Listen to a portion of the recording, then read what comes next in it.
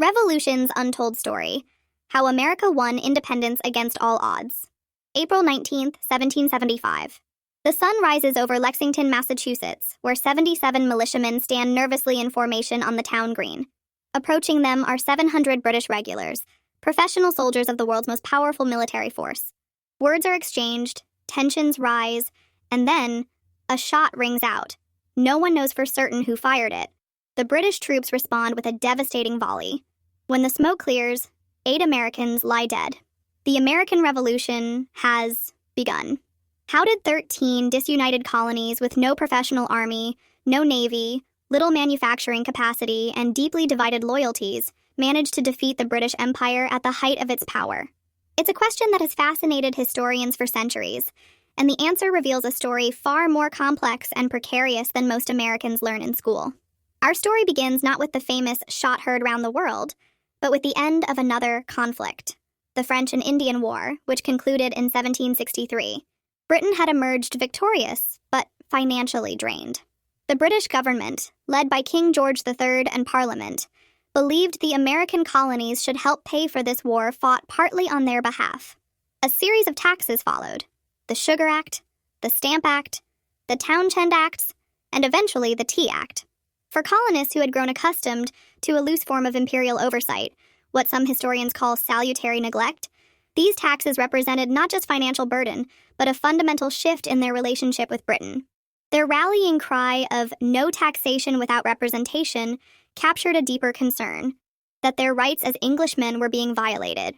Tensions escalated through events like the Boston Massacre in 1770 and the Boston Tea Party in 1773, leading Britain to impose the coercive acts, or as the colonists called them, the intolerable acts, placing Massachusetts under direct royal control. In response, representatives from 12 colonies gathered at the First Continental Congress in Philadelphia in 1774, where they called for boycotts of British goods and established committees of correspondence to coordinate resistance. By spring 1775, both sides were preparing for potential conflict. British troops marched to Concord to seize colonial weapons caches, triggering the battles of Lexington and Concord. Colonial militias quickly surrounded Boston, beginning the siege that would last nearly a year. It's crucial to understand that when fighting began, independence was not yet the goal. Many colonists, including George Washington, still considered themselves British subjects seeking redress of grievances. The Second Continental Congress, which convened in May 1775, sent the Olive Branch Petition to King George III, while simultaneously appointing Washington to command the newly formed Continental Army.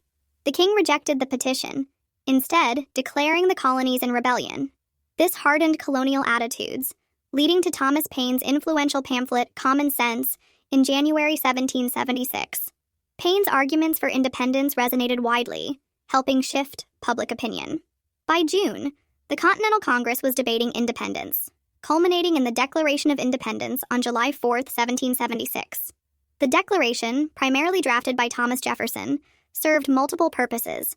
It articulated philosophical justification based on Enlightenment principles, detailed specific grievances against the king, and announced the birth of a new nation.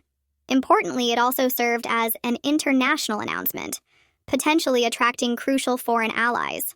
From a military perspective, the early war presented seemingly insurmountable challenges for the Americans. The Continental Army was perpetually undermanned, undertrained, and under-equipped. Enlistments were short, typically just a few months, resulting in constant turnover. Supply chains were tenuous, and the Continental Congress lacked both money and the authority to raise it through taxes. Washington's army suffered a significant defeat in the Battle of Long Island in August 1776, leading to the British occupation of New York City, which they would hold for the war's duration.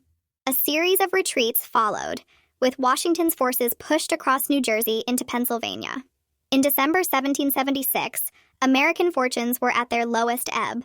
Many enlistments would expire on December 31st, potentially dissolving the army. Washington gambled on a bold stroke, crossing the ice-choked Delaware River on Christmas night to attack Hessian mercenaries at Trenton, followed by another victory at Princeton. These successes, while modest militarily, provided crucial psychological boosts, enabling Washington to maintain an army. The year 1777 marked a turning point. British General John Burgoyne devised an ambitious plan to split the colonies along the Hudson River. Moving south from Canada, he expected to meet forces coming north from New York City. Instead, he became bogged down in difficult terrain as American forces under Horatio Gates gathered strength. At the battles of Saratoga in September and October, Gates defeated Burgoyne, forcing the surrender of nearly 6,000 British troops. Saratoga had profound international implications. France, seeking revenge for its defeat in the 7 Years' War, had been secretly aiding the Americans. After Saratoga demonstrated American viability, France formally entered the war in 1778, soon followed by Spain in 1779, and the Netherlands in 1780. The American Revolution had become a global conflict. British strategy shifted in response. They abandoned Philadelphia, which they had captured in 1777, and focused on the southern colonies, where they believed stronger loyalist sentiment would help their cause. British forces captured Savannah and Charleston, winning significant victories in the Carolinas. The war's southern phase revealed the deep divisions within American society. The Revolution was, in many ways, America's first civil war. Historians estimate that about 20% of white colonists remained loyal to Britain, while 45% supported independence, and the remainder tried to remain neutral. In the South, the British actively recruited enslaved people with promises of freedom, with thousands joining British lines. Despite initial successes, the British Southern strategy ultimately faltered. Forces under Generals Nathaniel Greene and Daniel Morgan wore down British troops through strategic retreats and targeted engagements. Guerrilla leaders like Francis Marion, the Swamp Fox, disrupted British supply lines and communications. As 1781 began, British General Charles Cornwallis moved his forces to Yorktown, Virginia, to establish a deep-water port. It proved a fateful decision. Washington, coordinating with French General Rochambeau, marched their combined forces south, while the French fleet under Admiral de Grasse sailed to the Chesapeake Bay. In a rare moment of perfect coordination, American and French forces trapped Cornwallis on the Yorktown Peninsula. After a 3-week siege, Cornwallis surrendered on October 19, 1781. Though small-scale fighting continued, Yorktown effectively ended major combat operations. When news reached London, political support for the war collapsed. Peace negotiations began, culminating in the Treaty of Paris signed on September 3, 1783, formally recognizing American independence. The war's costs were substantial. About 25,000 Americans died, mostly from disease in camps and prisons, approximately 1% of the colonial population, proportionally equivalent to over 3 million deaths today. Thousands of loyalists fled to Canada, the Caribbean, or Britain. Native American nations, mostly allied with Britain in hopes of containing colonial expansion, faced increased vulnerability. For enslaved African Americans, outcomes varied dramatically. Some gained freedom by fighting for either side, but the institution of slavery emerged intact and entrenched in the new nation. Why did the Americans win? Several factors proved decisive. First, Washington's leadership and strategic vision. Though he lost more battles than he won, Washington understood that preserving his army was more important than winning individual engagements. He maintained the Continental Army as a fighting force through 7 brutal years, despite overwhelming challenges. Second, international support, particularly from France, proved critical.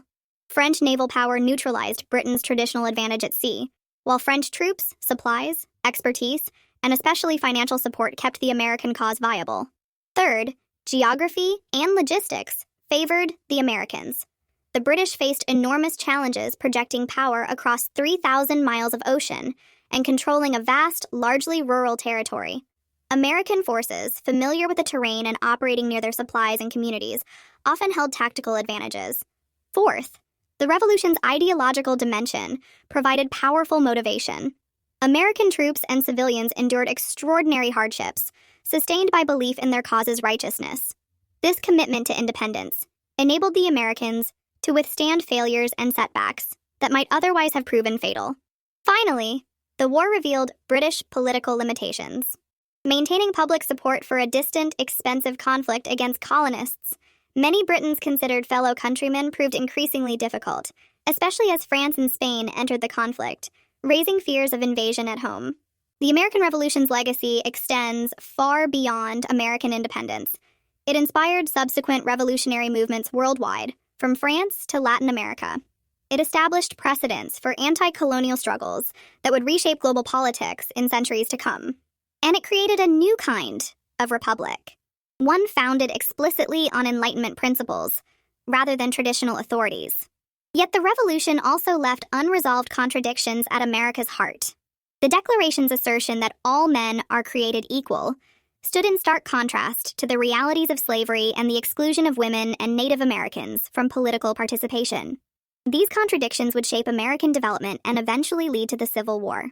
From those uncertain moments on Lexington Green to the triumph at Yorktown, the American Revolution demonstrates how precarious the path to independence truly was. On multiple occasions, the American cause came within a hair's breadth of collapse. That it succeeded, creating not just a new nation but a new model of nationhood, remains one of history's most consequential turning points. As we reflect on this extraordinary chapter in human history, we're reminded that revolutions are not inevitable.